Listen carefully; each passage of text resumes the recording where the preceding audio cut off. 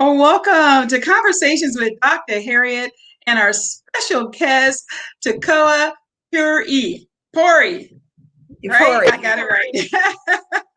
I don't know why I want to give you an extra syllable in your name, but thank you so much for joining us today. I'm so excited. I've been wanting to get you on one of my shows, the radio or the TV, and so you're so beautiful. I'm so happy that everybody's going to get a chance to see you on the TV part of it. Maybe we'll do the radio another time, but well, before we go on, I want everybody to know a little bit about you for those couple people who may not know you. Can you tell us a little bit about yourself?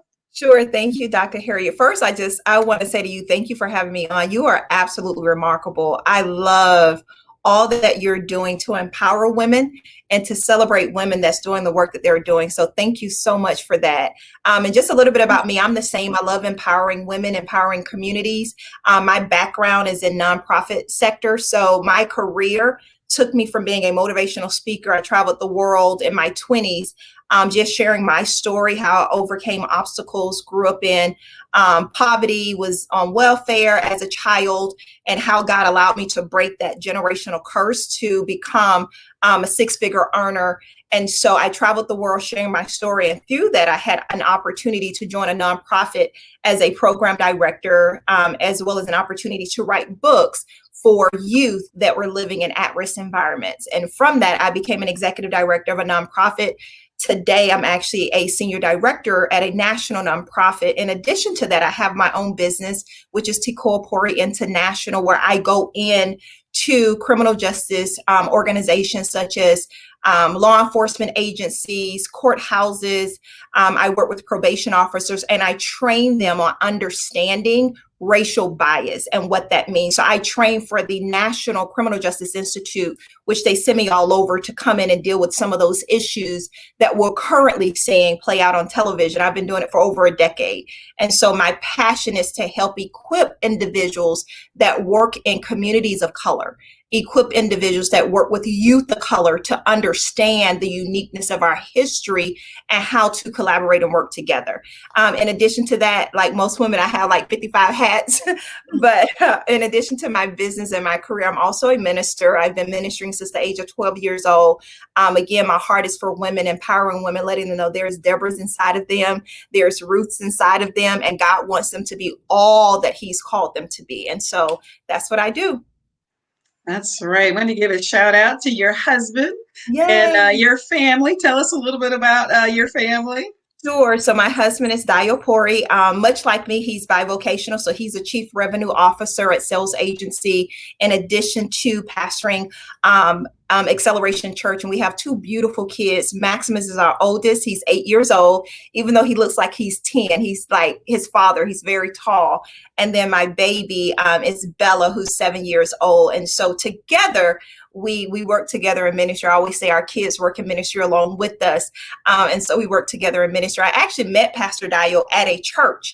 That's how we first met. We were actually, our pastors asked us to be over the marketplace ministry, not knowing that he was waking up something inside of us. He knew that we were very driven in our career, but we had a passion for serving God. And so he asked us to come and start the marketplace ministry. And as a result of us working together through that ministry, we began to date. And a year or two later, almost 2 years later, we married. And so this year we'll be married for 11 years. Oh, that's so wonderful. I know I met you through Pastor Reva Timms, and we were at one of her conferences Yes, together, and we just clicked with you and your husband, and we just, just automatically knew that we would be friends. So I'm so absolutely. happy that I knew that we would connect on some type of a level, and so I'm so happy that God has brought us together, and amazing things are going to happen, and so I'm very excited. So today we want to talk about your book, Mhm. Understanding Racial Bias. And you just told us a little bit about it ahead of time. So tell us again, I know you wrote the book because this is what you do anyway. So tell Mhm. us just a little bit more about that, how you got the book came about. Sure. So the book will be released next month. So this is my first talk show that I'm talking about. I have some other shows lined Hey! up, but you're sure it's the first. So again, thank you so much. And I've written many books. I've written about 7 books already that focus on youth, that focus on how the youth can do better.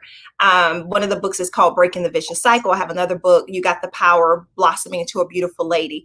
But what I found, Dr. Harriet, in my research and finding out tools to help youth that are in situations that they did not choose or in environments that are not conducive to their success, I found that it took more than just me telling them what to do, but I had to also pull back and teach people that work with them to understand what to do. And so that's how I started with the training of the law enforcement, start training with probation officers, start training teachers. And so a love for that research, really looking at the disproportion. Youth in the US make up about 31% of the population, minority youth, Black and brown, Hispanic and Black kids make up about 31% of the population, but they make up over 69% of the criminal justice population. So if you go into any detention center, no matter, I know you have individuals watching from all over the US, doesn't matter what state, what city, if you go into a detention center, you're going to see more brown and Black children than you will of their white counterparts. If you go into any courtroom, you're going to see more Black and brown kids than you do of their counterparts. And so the question then becomes, why is it that brown and Black kids are being arrested at a much faster rate than that of their white counterparts if they make up a smaller percentage of the population? And so as we deep dive into that research, what we found is that a lot of times people move out and make decisions based on bias. And so there's 2 types of bias. There's implicit bias, which is unconscious. We can't control it.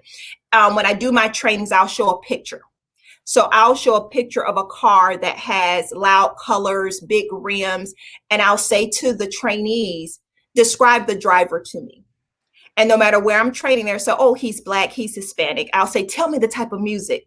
They'll say, oh, it's hip hop music. And I say, what do they do for a living? Most likely they're a drug dealer. And so they really get into it. I'll show another picture of like a big mud truck, with the Confederate flag in the back window. And I'll say, describe the driver. And they'll say, oh, redneck, white. And so I pause the trainers and I say to them, I never showed you the driver. I only showed you a picture of a car.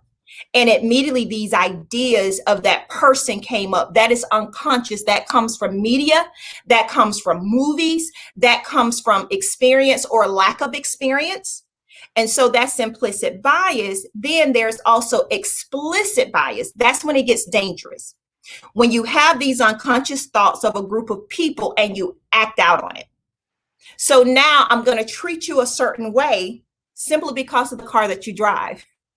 I'm going to expect something out of a community just simply based on their zip code. And so what I train on is understanding those unconscious biases and making sure we don't act out on it. We see a lot of bias response when it comes to race, when it comes to Black boys, when it comes to Black men, when it comes to Black women. There's these biases that come up. And so in my book, I have the reader explore the biases that they have and how to gauge those biases so we don't make decisions based on those biases. And let's be honest, it's not just Black people committing crimes. And there's been many studies and surveys that have been done to prove that that's not the case, but it's how we respond to those individuals. We tend to be more aggressive when they're people of color. And so we have to make sure that we get into understanding that, bring it under a gauge and subjection so we're not seeing more of one race being treated a certain way versus another. That's true. And, when we think about it, I think all of us have a little bit in us that, we don't want to admit to, but just like, the ladies in the elevator that may grab their purse or, Yes. I know I feel guilty for, Yeah. walking across on the other side, but I do it for a lot of, you could be Yeah. shady, any color, Yeah. any, Yeah.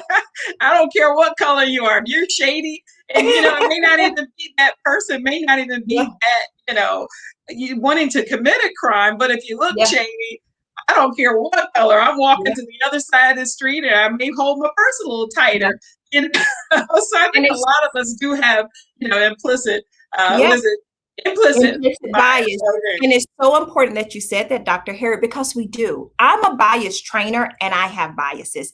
Everybody, and I say that by the time you finish reading this book, you'll realize that you have biases, unconscious bias. Everybody has unconscious bias. So we can't say we're colorblind. We can't say, oh, I treat everyone the same. Everybody has biases. Now, the question is, how do you respond to those biases?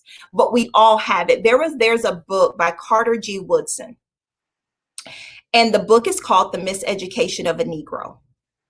And what he talked about in the first few chapters of the book, he did a survey of Black people. And the question was simple. He said, if you had a life threatening disease and you had to have a heart transplant, and your heart had to literally be removed from your body and replaced with another heart, would you want a Black cardiologist or a white cardiologist? And of course, this is Carter G. Woodson. So this is early, this is pre-century, this is right in between the segregation movement.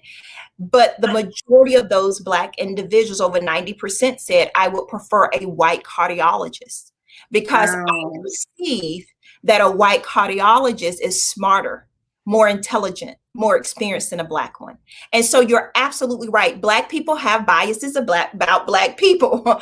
And so we have to be honest with that and make sure that we're not adding to that stereotype. If you're a movie producer, if you're a songwriter, if you're a preacher, if you're a community leader, how do we make sure that we're not adding to those stereotypes and change them? As a mother, as a parent, as a grandparent, we teach our kids, you act this way, you speak this way, don't be what they think of you. And so that's what we talk about in the book. How do we debunk those biases? That is really good. So when you go, I mean, I know right now is just a volatile time within the police departments, and so when you actually show them, are they able to really be honest and see that they do have, this bias going on? So, Dr. Harriet, it takes the grace of God. I've been doing this work, as I said, for over 2 decades. To date, I've trained over 10,000 criminal justice professionals. I'm so thankful the NBA did an article on me recently, and the Orlando Magic presented me with a jersey for the social justice work Oh, that I do. Thank congratulations. you. Thank you. Because I've gone into some very tense places. I've gone into police headquarters right after Trayvon Martin. I've been invited to train at the height of Black Lives Matter. And so when I go in, there is a true divide. There is a true divide. And sometimes I have law enforcement officers or probation officers or attorneys that's sitting in there because they were voluntold to be there. So they don't want to be there. They don't believe in the theory. They don't believe there's systematic racism. And so I typically tell companies and agencies, give me a full day. It's not going to be a 1 hour training and things happen. I need a full day. And so in that time, in the beginning, there's a lot of pushback when I'm training. There's a lot of, well, where do you get that data from? And what about this? And I want that. I encourage them to speak their truth. I encourage my participants to speak how you feel. Give me your experience because someone else in the room needs to hear it. But by the time we get to the end of that full day, we've been able, just with the skill set and the data and the style of training that I do, because I tell people I'm not a lecturer. I'm a moderator. So I pull those thoughts out. I give you case studies. I show you videos. So by the end of that training, we're at a place where both sides can respect each other. And there's a lot of scales that fall off their eyes.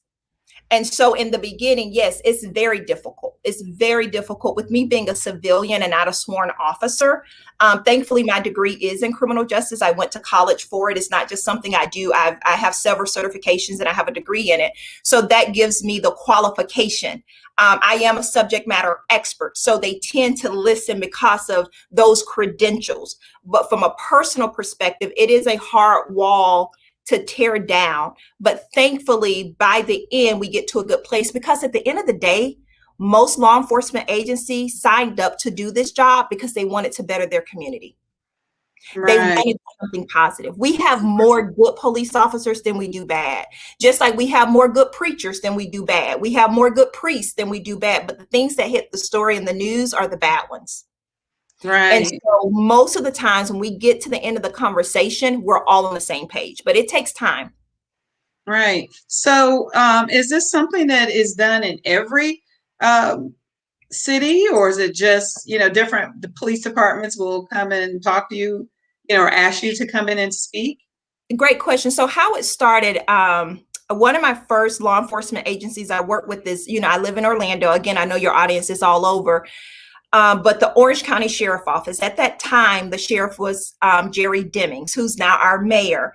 And so just me making phone calls and saying, hey, I want to partner with you all. I want to see change. I see the data. I see the numbers. And so it's me as just a citizen, as a civilian saying, I'm trained on this. How can I help? And so money needed to be a part of it, of course, a budget to do the training. So I wrote a grant. Me and some team members wrote a grant. One of the young ladies here with me today, Ursula James, she's in the background. Hi, We all got Ursula. Shout out.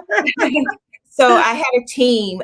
This has been about over 11 years ago when I set out to do this, and I wrote a grant to the Department of Juvenile Justice, Florida Department of Juvenile Justice.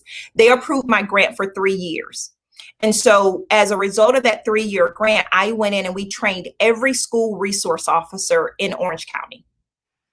And it was very successful. And so as a result of the success, that's when the National Criminal Justice Institute tapped me and said, hey, can you do this with our program? And so they have a much larger budget. And so the National Criminal Justice Institute sends me all over the US. So there is an opportunity for every sheriff office, every police office to do this. There's money in their budget. And if there's not, there's now federal dollars that they can apply for to pay for the training, pay for the curriculum, pay for the hours that is needed for their law enforcement agencies to do it. So yes, it's available all over the US.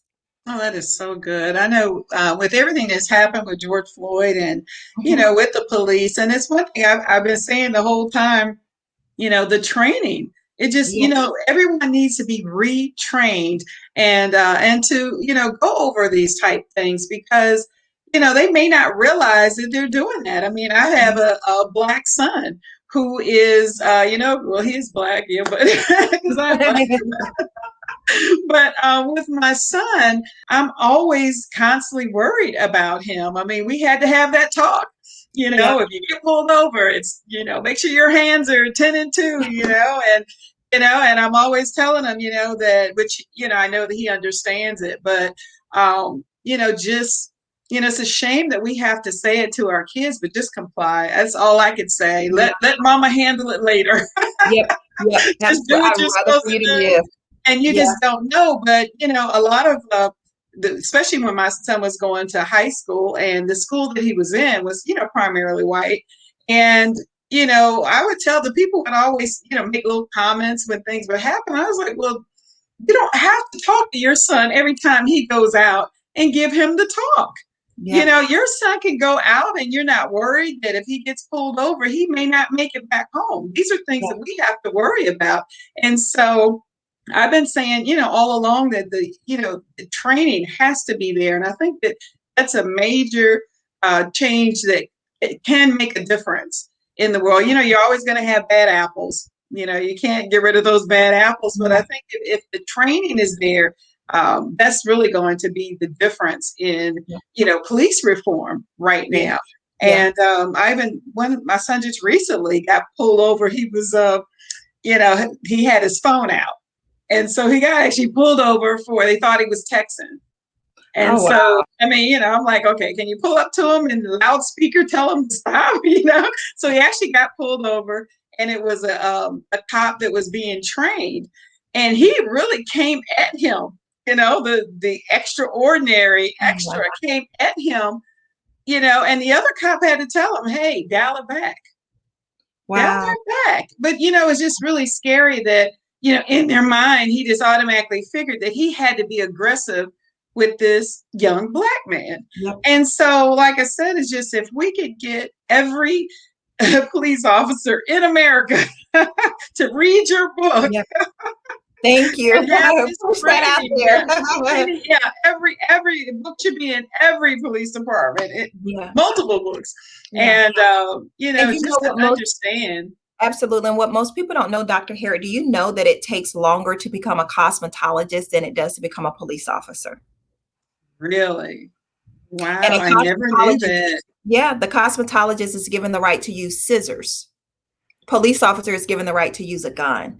So one of the things I am advocating for some of the focus and task groups that I'm on, I talked about Jerry Demings. I'm now on his mayor's panel as well. But one of the things I'm advocating for is for longer training. And in that extended training, let's bring in some of those racial bias training. Let's bring in some of those implicit bias training. Let's bring in how to work within your community, because a lot of times there are some white police officers who did not grow up around Black individuals, who did not grow up in communities of color, and their first time going to those communities is when it's a 911 call. So it's going in guns blazing. Wow.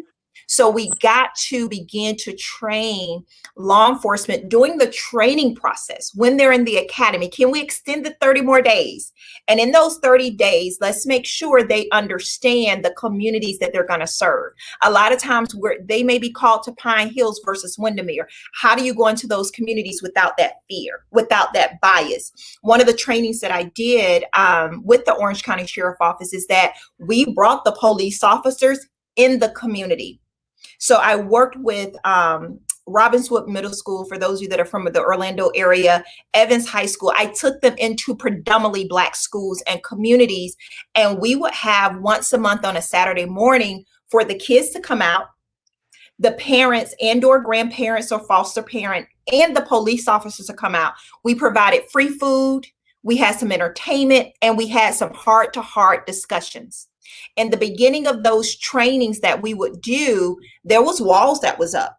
You know, the police officers had an idea of how the community would be, and the community had an idea of the police officers. But once we got to know each other, those walls came down. And toward the end of like the first year, we had grandmothers showing up with pound cakes, not for me, for the police officers. We had police officers. I remember this one police officer, Dr. Harriet, that came with the bag of Power Rangers and said, I'm looking for the young man. And he said his name. He said he wanted Power Rangers for Christmas. And you're talking about a white police officer and a Black little boy. Because we found out and we sat down and we talked and we ate together and we shared our experiences. We're all the same. But we have these ideas because we never take time to cross function. We never take time to get to know each other. See, we go to work and our job is very diverse. When you go home, when you have Christmas parties, when you have holiday gatherings, everybody looks like you. And so you never really get into the heart of understanding the communities that you serve. So I'm advocating, of course, for them to read my book, but also for them to learn bias and really get into the communities, not responding to 911, but getting in and playing basketball with the kids, knocking on those doors and not kicking them in and saying, hey, just want to see how you guys are doing. I'm your local police officer. Just want you to know my name. Here's my card if you ever need anything. And so those small steps can produce greater outcomes for us to work together, because no one wants to be in that predicament where you're told your child has just been shot. The police Exactly. officer doesn't want to be in that predicament, and the child doesn't either, nor the family. So how can we work together ahead of time and be proactive? That is so good. And it was encouraging everyone to make sure to buy your book. I mean, whether you're not only a police officer, but a community leader, if you're the PTA should have it, every school should have it, churches, pastors, order this book and have a conversation with even within your church and talk to your members about it. Talk to the community for the community leaders. So encouraging everyone to buy this book, Understanding Racial Bias, and they can go to your website as They can go well to my as website. okay. They can go to my website to order it. And there is also, it's going to be available on Amazon as well. And you touched on something at the end of the book. I actually write a letter to spiritual leaders, to pastors, and to priests, and rabbis, whatever your religion is. And I talk to them about that collaboration as spiritual leaders in the community. So there's a section specifically after the George Floyd. I had so many people reach out to me, wanting the training, wanting to find out more. So I have a section in there for faith leaders as well. Okay, very good. And then you have another book that I'm very excited about. It's called Lead Out Loud. And we are actually, you're going to be a guest for our first Monday's ladies chit chat that we have. And Yes. yeah, so we'll be talking more about that. Anyone will be able to see it on any of my social media. Follow me on any social media. You know, I'm going to be talking about it. But it's every first Monday. And and I cannot wait for Tekoa to be our guest and share with us Lead Out Loud. You want to tell us a little bit about it? We have a couple more minutes left. Sure, that book is really about leadership, and understanding your role as a leader. Even as a child, some people ask the question: Are leaders born or are they made? And I believe that I was made a leader. Some people are born leaders. At a young age, I lost my mother when I was 14 years old. 2 years later, I lost my father. So at 16 years old, I had no mother or no father. Stood before the judge, and he hit his gavel and said that me and my four siblings were wards of the court, meaning we pretty much got to make it ourselves. And I was made a leader. I depended on my mom so much. I depended on my family dynamic so much. And God came in and shook all that up and said, now I need you to lead. I remember when my father was diagnosed with the terminal illness, they gave him 2 years to live, and I was concerned for his soul. And I prayed to God that he would send someone to lead him to salvation. And God said, why not you? I was 16 years old. I'm like, me lead my father to salvation. And my father and I had a rough relationship. But God said, there's a leader in you. You can lead. And so I went by my father's bedside and I asked him if he wanted to be saved. And he said, yes. And I said, may I lead you to salvation? And I grabbed his hand and we went through the repentance prayer. He received salvation. 2 weeks later, he died. Although the doctor said 2 years, God knew. And so that book just encourages people, no matter your age, whether young or old, there's a leader inside of you. And you got to be confident that God will give you all the tools you need to lead out loud. It is time out for us being silent and trying to dim our lights and be nice so we don't offend others. No, let your light shine, because it's only going to free other people to do what God has called them to do. And so that book, I use examples of leaders in history, leaders in the Bible. I use some of my personal story on how to lead out loud and not be silent. Queen Esther was not silent. She was silent for a moment as God prepared her. But when it was time for her to speak, she spoke up loud, and she helped to lead a nation from being killed. And so I want women and men to know there's a leader inside of them. Everybody has a leader inside of them, whether born or made. No longer be silent. Let's speak out so others can be blessed.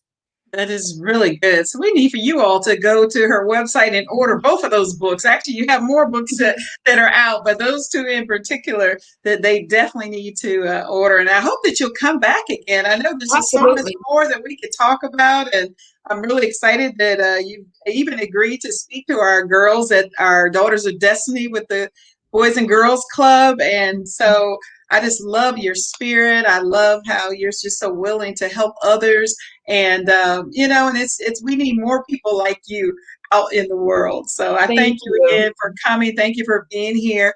And I know we have about a minute and a Okay. half left, but would you say an encouraging word to close us out for today? Absolutely. I would just say to anyone that's watching, everyone has a story.